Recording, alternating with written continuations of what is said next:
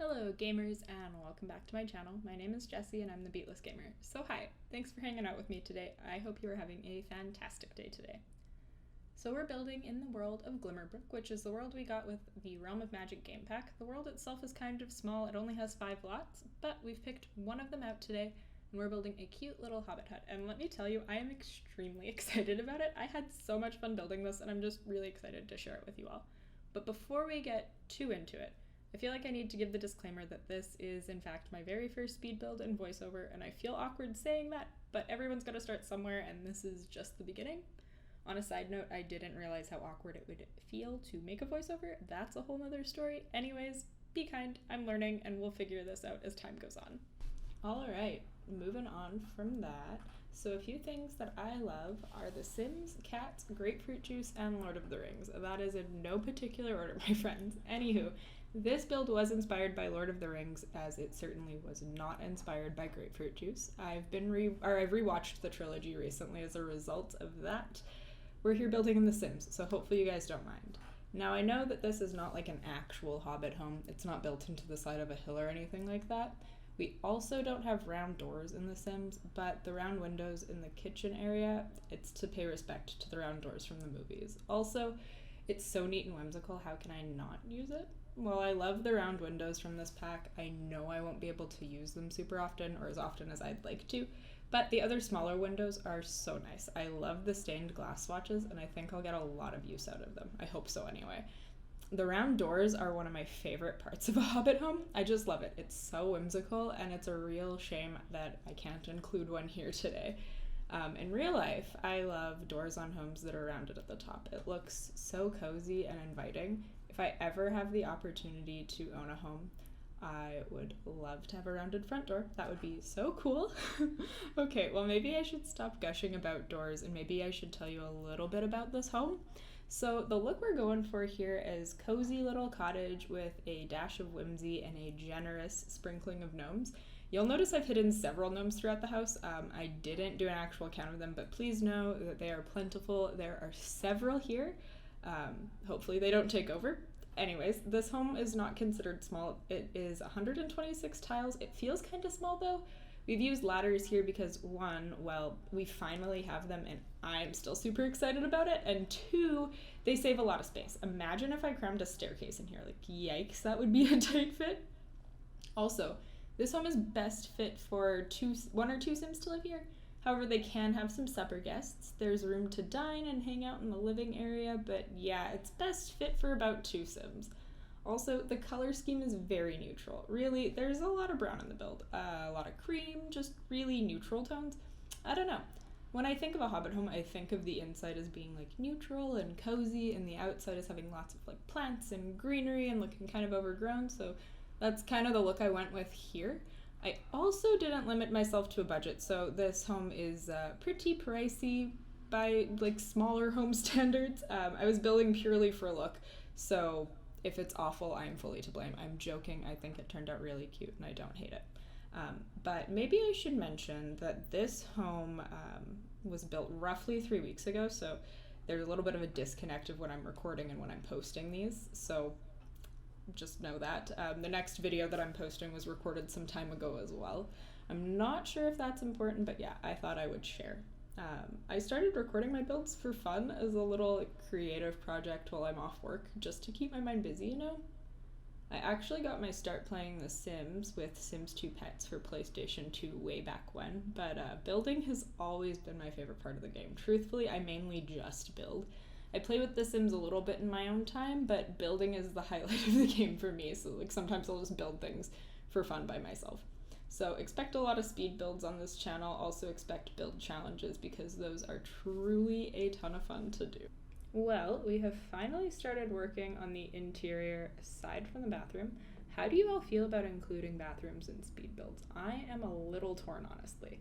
If watching home improvement shows taught me anything, it's that kitchens and bathrooms sell homes. Like building kitchens in the game is probably my favorite, but honestly, I have a lot of fun building pretty washrooms too.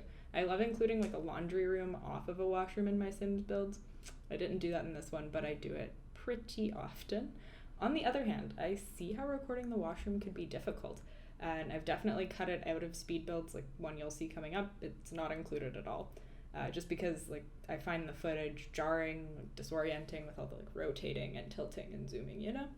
Also, sometimes the bathrooms are simply just really boring and plain, and I doubt most people would want to see that in a speed build.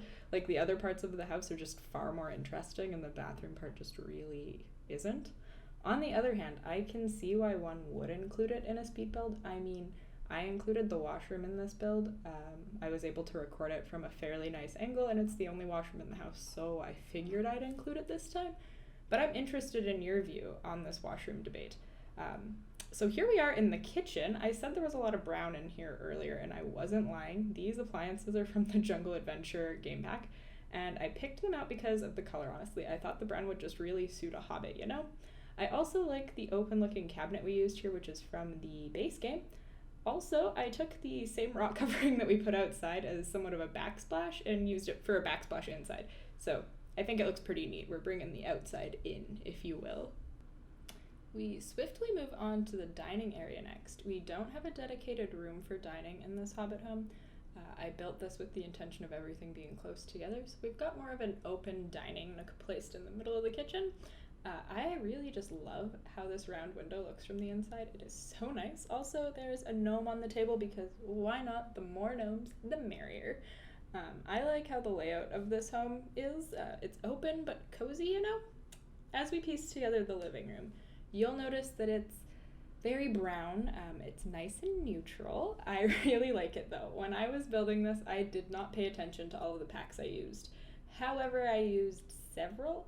This was unintentional. I planned to do more builds that are base game plus a pack of some sort, just to build things that are like accessible to more people, plus a limitation makes it fun.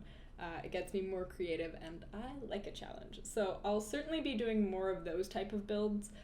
I also feel like I need to say this for transparency's sake, but I have paid out of pocket for all of the packs that I have for the game, and I totally get not having all or even most of them because money is a thing, so yeah, I just feel like I should say that. Earlier I said there's no shortage of gnomes here. There's also no shortage of books. We've got 2 big bookcases downstairs here. We're using books as decorations. There's books on tables, shelves, dressers, everywhere. So Sim who loves reading would be very pleased to live here, I think. It's always fun to imagine what kind of sim would live in a home. For me, it makes it a bit easier to make decisions when I have an idea for who will be living in said sim's home. So I actually made a single sim to live here. His name is Ronan Dobbins. I got the last name from the name randomizer, and it sounded like such a Hobbit name. It was pure gold. So this is Mr. Dobbins' home, and he lives here. Holy moly, this is going by faster than I anticipated. We're already working on the bedroom. I feel like this is more of a lofted bedroom. At the same time, I feel like a loft, like I imagine being able to look over the ledge into a lower level, so I'm not really sure. This is kind of loft-like maybe. No matter what though, this sim will have to climb a ladder to get up to the bedroom. You can take a ladder up from the living room, or you can, if you're in the backyard, you can climb up from the backyard, which we'll see soon. So I guess Mr. Dobbins better like climbing, otherwise he cannot go to bed. Otherwise, I kept the bedroom pretty simple. The bed and the dresser are both from base game. I thought of using the bed from Realm of Magic, but I decided against it. It's too big, and I thought it would be too much Realm of Magic. Like, we're already building in Glimmerbrook, so I just thought it would be too much, you know? So we kept it simple. I never use ottomans in bedrooms, but I did here today. I just didn't grow up with them in my home, so maybe that's why I always forget about them. Actually, I think it's because you have to go out of your way to find them, or like they're sorted oddly. It's just not the best way to find them, you know, like you have to go to your way. I used a fireplace from Eco Lifestyle. The look might not be the most Hobbit-like, but I appreciate the smoke pipe and the size of it for space. And again, with the books, I wasn't exaggerating, my friend. So we're on to finishing up the outside now. We're adding a little fence around the sitting area. This ladder gave me many problems, but I thought it was pretty funny. Ladders always seem to give me a hard time when I try to place them. I don't know why, but it always makes me laugh. In the front, we're adding several little fairy lights. Maybe they aren't fairy lights, like lanterns might be the word. We'll just go with lanterns. Nonetheless, they look so neat at night, and they light up this front area so nicely. Well, from here on out, we're working on the outside of the home, and I know I just said that, but I picked this lot because I like that the ground isn't even or flat surrounding the lot. There's a bit of a drop down to get close to the water, and the walking path that's next to the house isn't perfectly flat either. It's just a nice element of realism that I really appreciate and wish to see more of. So you'll see me adding several random objects here in the rest of the video. Majority of these items are from Debug, and Debug is more or less a gigantic catalog of stuff from the game that doesn't show up in the normal build by catalog. There's a lot of landscaping and clutter in there. The thing with Debug is that you can't use the eyedropper tool on Debug items, and you can't shift place them either. So if you see something that you might want, take it, or take multiples if you need, because you won't be able to copy them later when you decide you want them. You'll have to scroll through that entire catalog, which really isn't a big deal, but it can take a lot of time. I love Debug. There's a ton of great clutter, and clutter is probably one of my favorite parts of the game. I mean, it just makes a house a home, you know? Well, in The Sims. I don't love clutter in my everyday life. It's also a great way to get landscaping on a budget, or in general. There's plants that we don't normally have access to that are available to us here. These are extra helpful when you're trying to make a lot look like it matches the world that it's in. That's usually how I'll try to landscape. I'll look and see what's around and try and make it look all cohesive, like it belongs in the world, you know? It usually works out pretty well for me. That's what I did here, mostly minus one tree that's in the back. On a side note, the clothesline that I used in this build, I don't think your sim can interact with it. I haven't tested it, but I'm just assuming since it's from Debug that it won't have any laundry function or won't serve any laundry function. So I chose to use this one because I liked the look of it. The clothes hanging on the line, it kind of just makes it look like someone lives here, you know? So another great Debug thing, if you have the Move Objects cheat on, and you use Alt to place them, you can get fences to be much closer to the edge of the property, but you have to be using a fence from Debug, so you are kind of limited there. One of my biggest dislikes in The Sims is having that tile of space between the fence and the edge of the property, so Debug is a great little remedy for that.